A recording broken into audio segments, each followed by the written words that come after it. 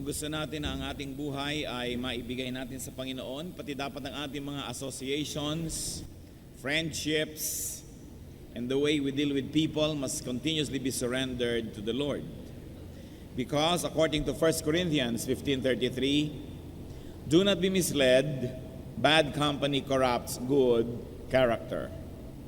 Pag tayo po ay napasama, nahirati at nasanay sa mga masamang mga kasama, ay maaaring pati ang ating buong kaluluwa ay maapektuhan ito. It is therefore of great importance to know people, to be able to measure people so that we may determine how to deal with them and how we are going to allow them to influence us. Meron pong kasabihan na tinatawag na tubog sa ginto. Hindi pala talagang ginto, yun ay tanso lang at itinubog sa ginto at akala mo ginto na. At ang tawag natin kumisan, ayan, natanso ka, na fake ka, hindi pala totoo. It is very important if we're going to grow spiritually to be able to test the kind of people we associate with and also to test ourselves so that we may be responsible associates because we also influence people. Ang atin pong pag-aaral ngayon, very relevant to our spiritual growth because people affect us. 7 tests to know people by. Mga 7 pagsubok, pagkilatis, pagsukat, pagsuri sa tao, at nang makilala natin sila, at nang tayo ay makapag-ingat kung paano tayo makikitungo. Aming Diyos, nagpapasalamat po kami dahil kami malayang nakakalapit sa inyo. Sumasamba kami, Panginoon, ng walang balakid at kami lubos na nagpapasalamat. Salamat po sa aming kalakasan. Salamat sa lahat ng taong tumutulong sa amin upang kami makalaya sa ganitong mga oras para makapagbigay ng pansin sa inyong salita, sa pagsamba sa inyo, Panginoon, at sa pagdala ng aming mga kaloob. Thank you for everybody who helps us, O God, to be free to worship you. And we pray, Lord, that you will work in our hearts today, that you will turn our hearts into your garden, wherein you can plant your seed, the seed of truth, the seed of freedom, and the seed will sprout and grow leaves and bear fruits for your glory and for our betterment. We pray, Father, that you may be our speaker. Forgive us our sins, cleanse us from all our iniquities, make us whole so we can see you. Give us eyes that see and ears that hear, and we surrender to you our hearts, that our hearts may be obedient to you. Protect us from evil men and evil spirits. Protect us, Lord, from the work of lies and falsehood. Liberate us with your truth. Even as we are gathered in your presence, O God, we ask that you protect us from any harm that malicious people or spirits may be planning against us. Deliver us from evil and also our loved ones. We praise and thank you and commit this time to you, Father, asking you to be our speaker and asking you to use your servant only as your instrument. In the name of Jesus our Lord, we pray. Amen. 7 tests to know people by. First of all is the test of deeds, the test of actions. Pagka po tayo ay nakikisalamuha, nakikihalubilo sa mga tao, ay manmanan ng ating mata, ng ating tainga, kung anong ginagawa nila sa buhay.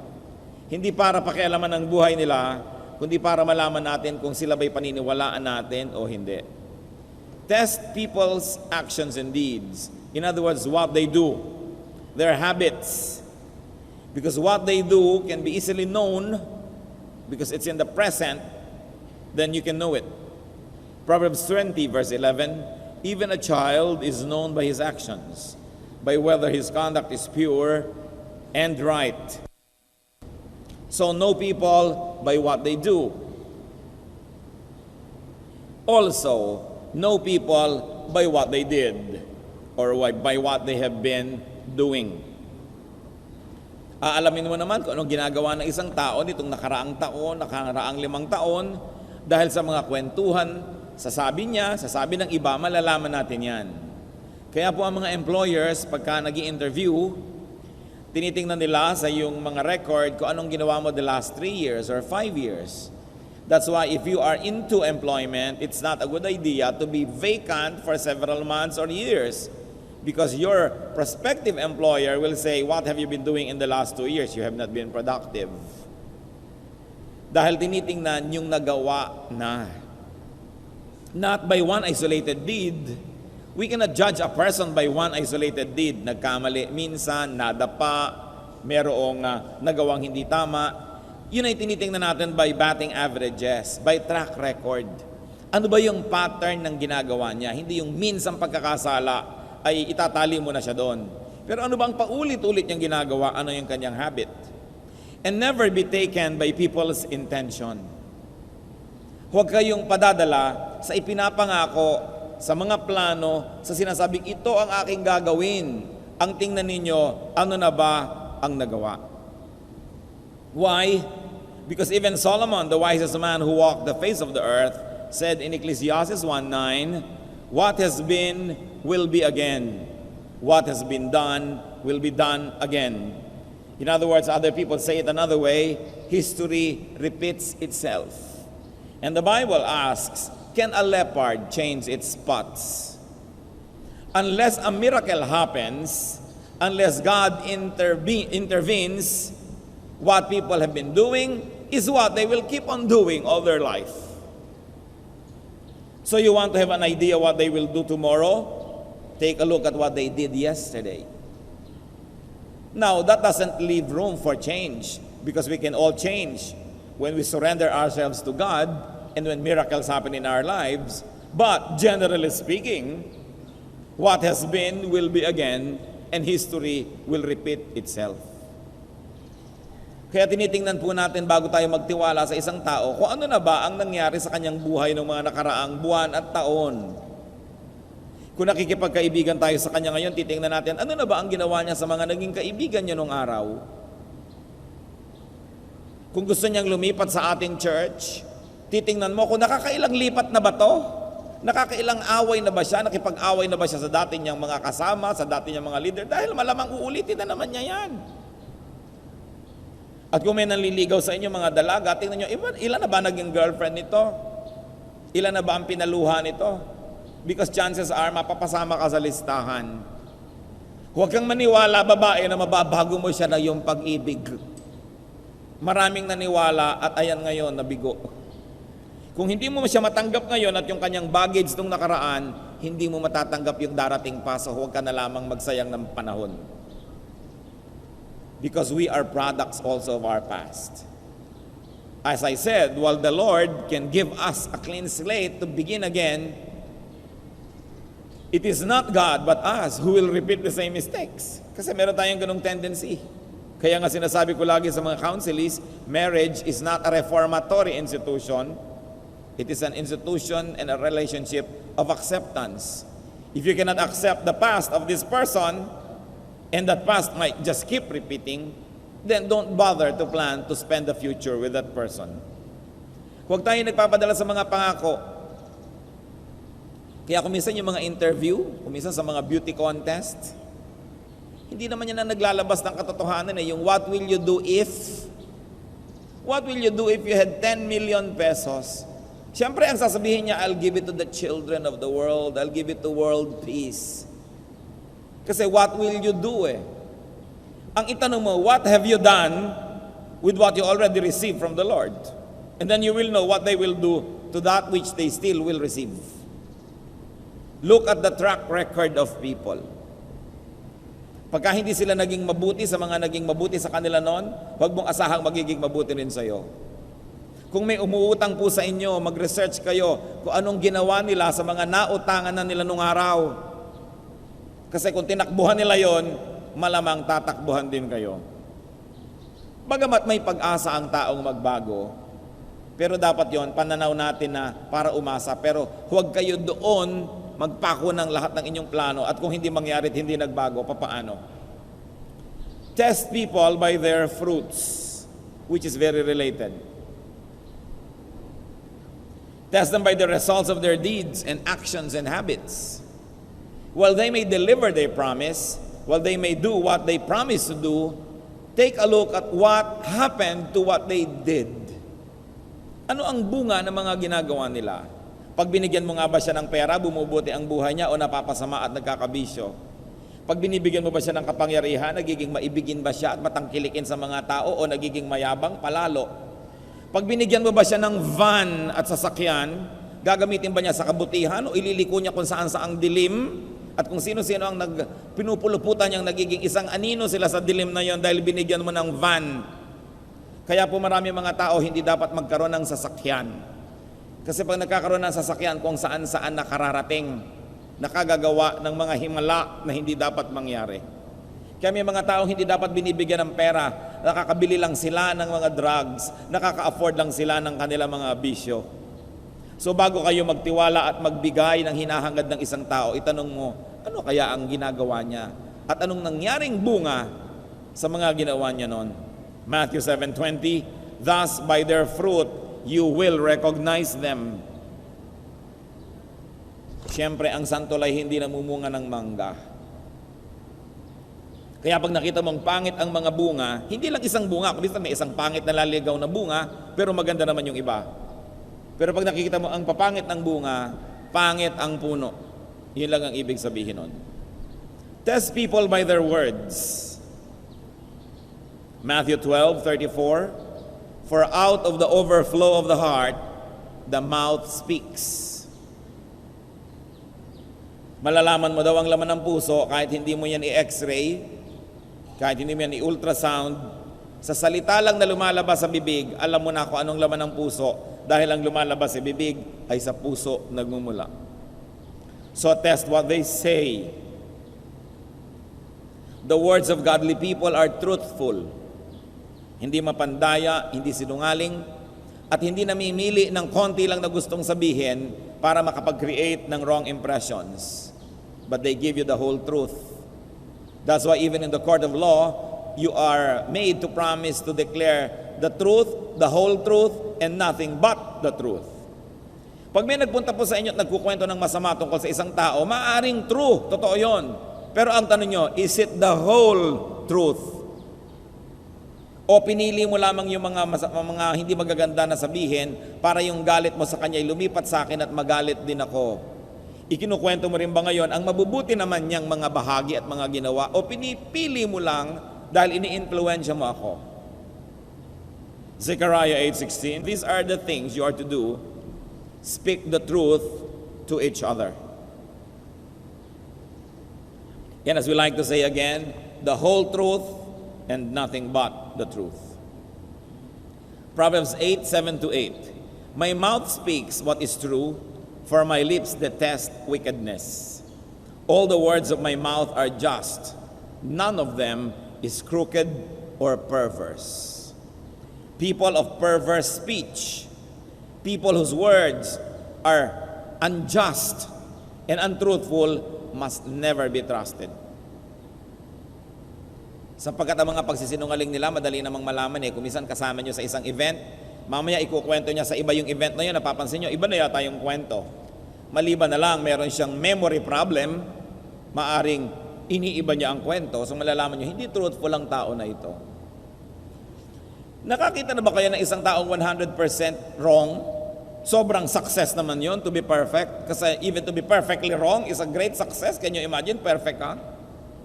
So pag may taong wala nang ikinuwento sa inyo, kundi puro kasamaan na lang nung ibang tao na naman, makakaasa kayo, propaganda yon. Kasi yung ikinukwento niya alangan mang 100% wrong. So do not trust such people. Do not trust such people that label, this is bad, this is good. Ito very good, good. Bini-build up lang niya kasi meron na naman siguro siyang hinahangad na mangyari. Pero pag sabi mo, anong tingin mo sa taong ito at talagang ina-assess nyo? Well, ito ang nakita ko mga good side niya, ito yung nakita ko ng mga neutral, at ito yung nakita kong mga things to improve on. That can be a more reliable report. Hindi yung puro positive o puro negative, propaganda yon. Test people by their words if the words are fair. Fair even to their enemies. Hanga ako sa tao na pag sinabi niya na nakaaway ko kasi itong kaibigan ko. Ba't mo nakaaway? Kasi mahirap naman talaga akong makasama. Aba, ang galing mo naman. Kahit nang aaway ka, at least honest ka. Pero pag sinabi ko, nakaaway ko yung kaibigan ko, bakit? Ang hirap naman talaga niyang makasama. Doubt na ako agad nun. Sa lagay, perfect ka na good, perfect siya na bad, kaya hindi kayo nagkasundo. Come on, don't pull my leg. Humanap ka ng ibang i-impluensyahin at hahanapin mo nakakampi. Good people are fair even to their enemies. People will talk about you exactly the way they talk about others. So beware of them. We have nothing but bad to say about other people. The words of godly people are few. Especially kung mga negative. Hindi masyado yan dinadramatize, hindi masyadong ine-emphasize. And if only to warn people, that's the only probable use of that. To give enough warning, but not to influence you to join them in their wars. Even yung pakikipag-usap sa Diyos, hindi dapat kang masalita. Sabi sa Ecclesiastes 5:2, do not be quick with your mouth. Do not be hasty in your heart to utter anything before God.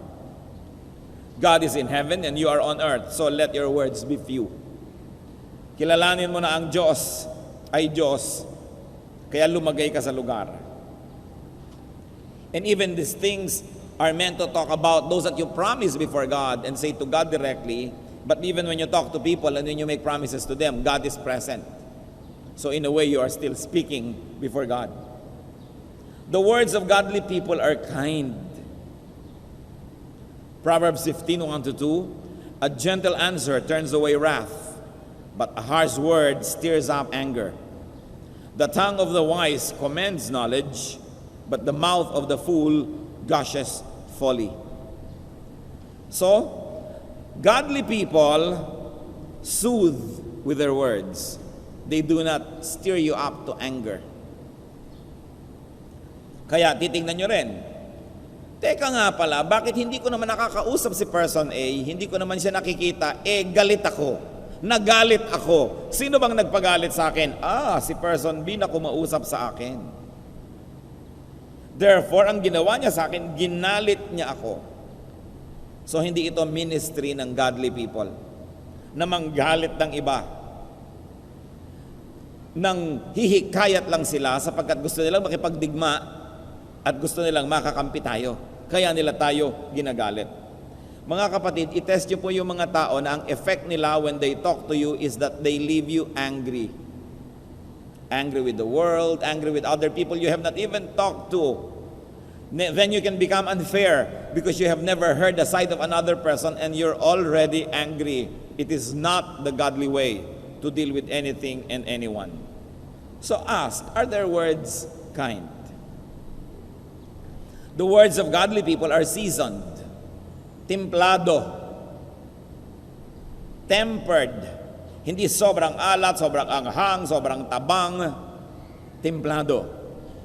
Colossians 4:6, let your conversation be always full of grace, seasoned with salt, so that you may know how to answer everyone. Because the mouth reveals what is in the heart, it is important to change the heart so that your vocabulary will change. So once more, you want to know the kind of people you are talking with? Listen to their words. Are the words seasoned? Or are the words deceptive and manipulative? Only wanting to take something from you, maybe your loyalty, maybe your alliance. The words of godly people are polite, decent, and humble. Hindi mapagmataas, hindi mayabang. O bakit naman nakagalit mo yung pinsan mo? Insecure kasi siya sa akin eh.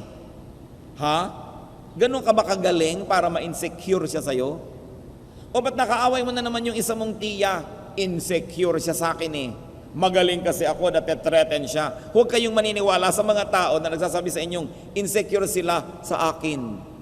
Kasi binubuhat na ng sarili niyang bangko, ang laki ng pagtingin sa sarili. Kung merong dapat magsabi niyan, dapat observers, other people, not the subject. I have met several people na ganyan, nakaaway lahat ng tao, ang paliwanag lang nila sa lahat ng nagtatanong, insecure sa akin.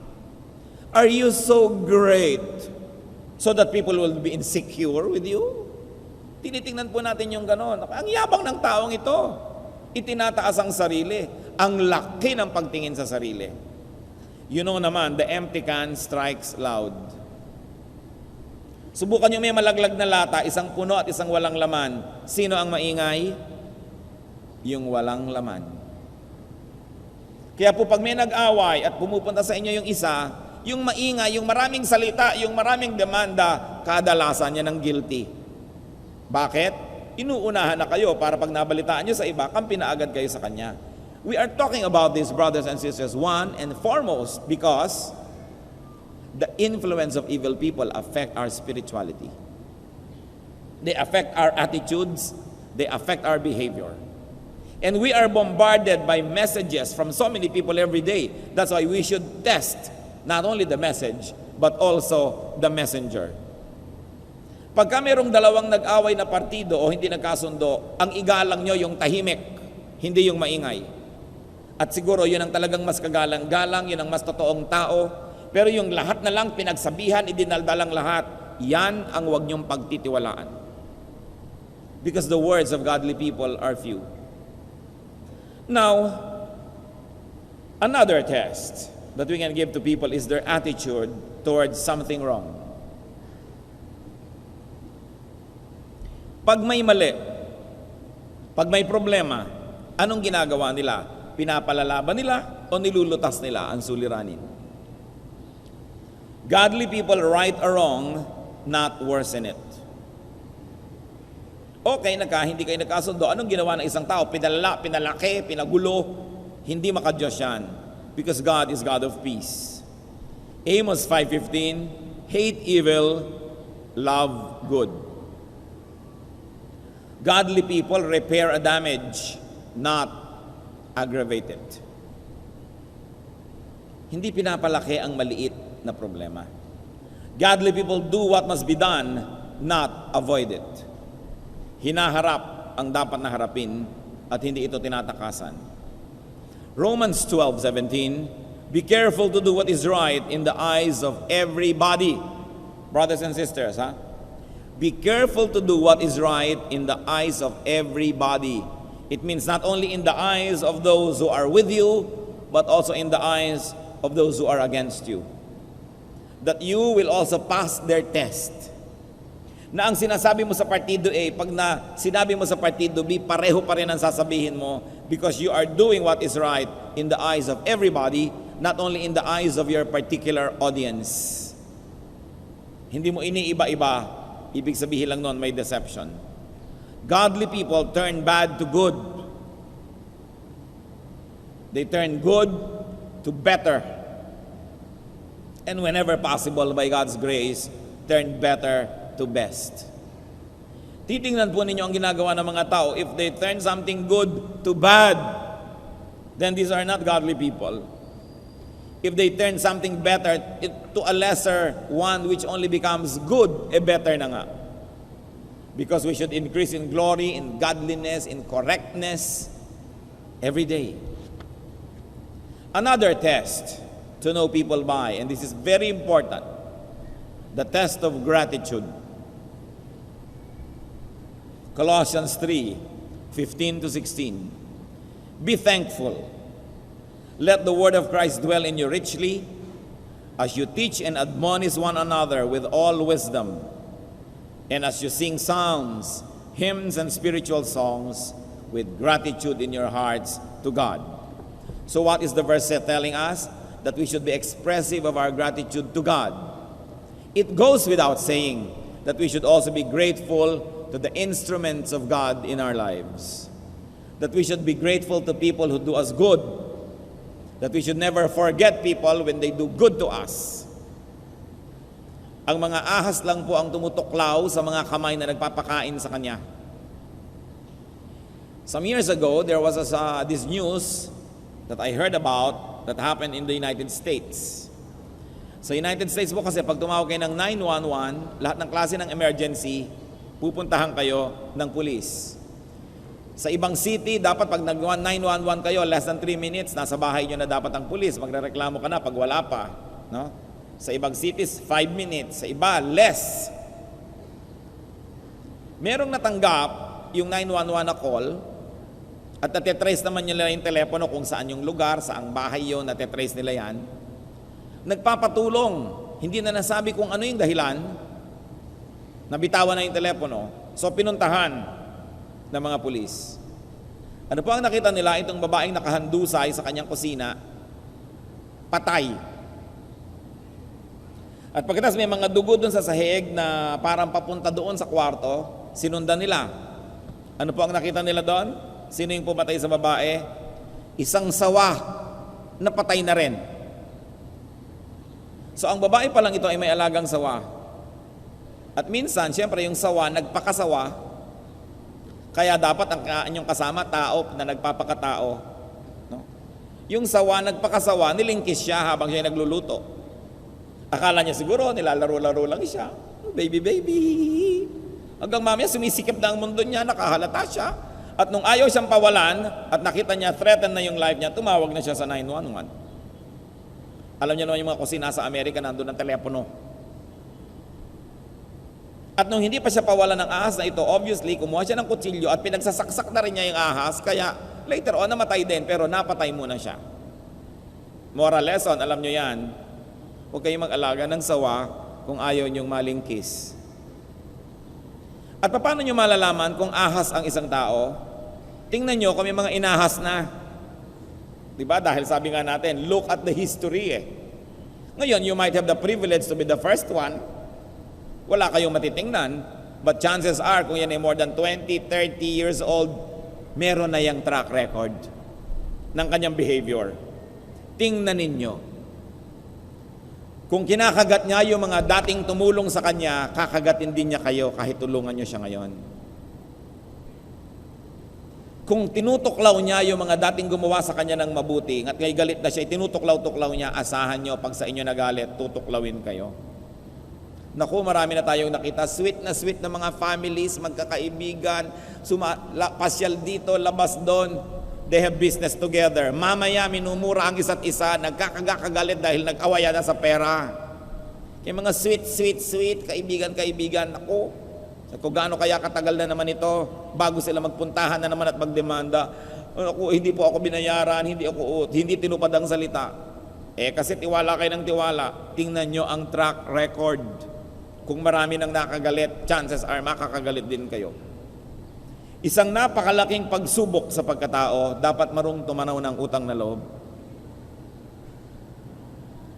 Pagka sila ay nagsasalita ng pangit laban sa dating tumulong sa kanila, huwag niyong asahan na may mabuting manggagaling sa mga puso ng taong ito.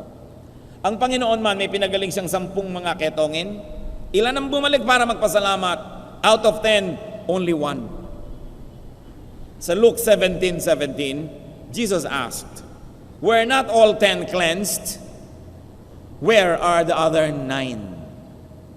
Kita niyo ang Panginoon naghahanap ng pagtanaw, ng pagkilala. Dapat yun eh. Natural yun at yun ang kailangan sa tao. Beware of people who have nothing but bad words about their former friends. Even their former spouses, kung nagkaiwalay na sila, beware of them. Wala na bang mabuting masasabi siya kahit konti? Beware of people who have nothing but bad to say, to say about their past employers. Matapos i-employ, pasweldohin, pakanin, bigyan ng mga privileges, walang masabi ngayon kundi bad, ay makakaasa kayo, maitim ang puso ng mga taong yan. Beware of people who have nothing but bad to say about their past helpers, people who helped them. Sabi nga ng matatanda, ang hindi marunong lumingon sa pinanggalingan, hindi makararating sa paroroonan. Ang hindi marunong tumanaw ng utang na loob ay may mababang uri ng pagkatao. Pag-ingatan ninyo ang ganitong mga tao. Another test to know people is by their desire. Ano ba ang gusto niya sa buhay? Because desire can lead one to become evil. So kung meron siyang gusto, hindi naman masamang may gusto ang tao. Pero ano ang handa niyang gawin para lang makamit niya yung gusto niya? Gustong-gusto niya magka-computer. Gustong-gusto niya magkasasakyan. Gustong-gusto niya magkabahay. Gustong-gusto niya magkaroon ng ganito. Anong gagawin niya? Kakagatin ba niya yung mga dating tumutulong sa kanya? Gagawa na ba siya ng masama? Will play, outside of proper and decent rules? Will hit people by the belt? Desire can lead people to horrible spiritual deaths. James 1:15. After desire has conceived, it gives birth to sin. And sin, when it is full grown, gives birth to death. So binabantayan natin ang desire. Itong taong to, ano ba mga desire niya? Tayo rin mga kapatid, ano bang desire natin? Mananalamin kayo, sabi niyo, ikaw, ano ba mga desires mo?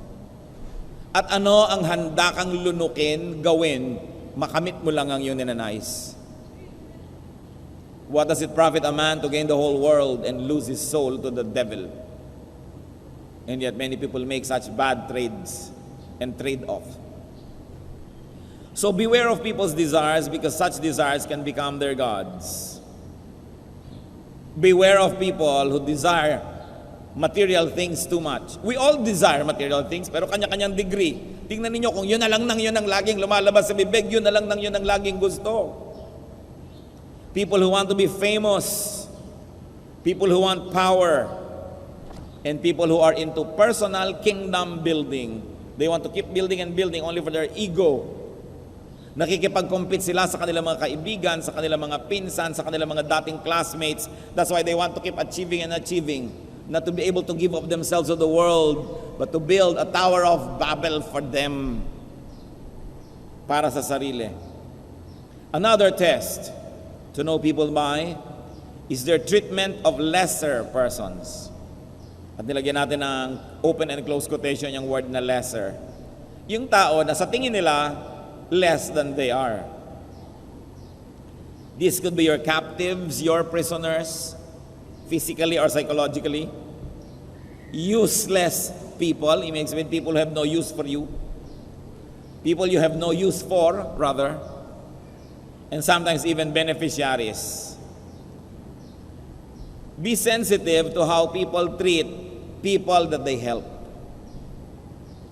Siyempre, lagi tayong polite sa mga taong tumutulong sa atin, pero magalang pa ba tayo doon sa tinutulungan natin? Siyempre, magalang tayo sa mga taong nagbibigay sa atin, pero magalang pa ba tayo sa binibigyan natin? Sumasaludo ka doon sa mas malakas sa'yo, pero sumasaludo pa ba tayo doon sa mas mahina? Matthew 25:40, ano po ang kwento ng Panginoon? At the end times daw, bibigyan niya ng mga gantimpala yung mga tao. Tinanong, bakit niyo po kami bibigyan? The king will reply, I tell you the truth. Whatever you did for one of the least of these brothers of mine, you did for me. Hindi sinabi ng king na ito, who represents God in the story, that whatever you did for the greatest people, you did for me. Sabi niya, no, what you did to the least, you did for me. So ang tao, malalaman nyo kung paano niya tinatrato yung kayang-kaya niya. Paano niya tinatrato yung nangangailangan sa kanya pero hindi niya kailangan. Dahil yun ang tunay niyang pagkatao. Paano niya tinatrato yung mga taong dating kailangan niya pero hindi na niya kailangan ngayon? Paano niya tinatrato yun? Then malalaman nyo kung anong uri yan ng tao. Romans 12:16, do not be proud, but be willing to associate with people of low position. So all in all, we discussed 7 major tests to know people by.